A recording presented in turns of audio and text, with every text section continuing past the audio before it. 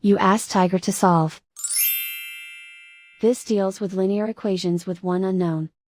The final result is x equals 1 over 2. Let's solve it step by step. Simplify the expression. Expand the parentheses.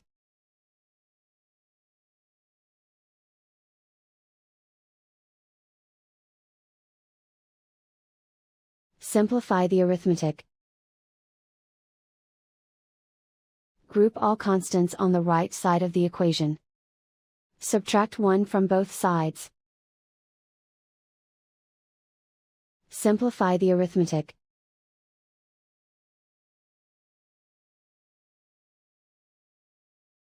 Isolate the x. Divide both sides by -2. Cancel out the negatives. Simplify the fraction. Cancel out the negatives. And so the final result is x equals 1 over 2.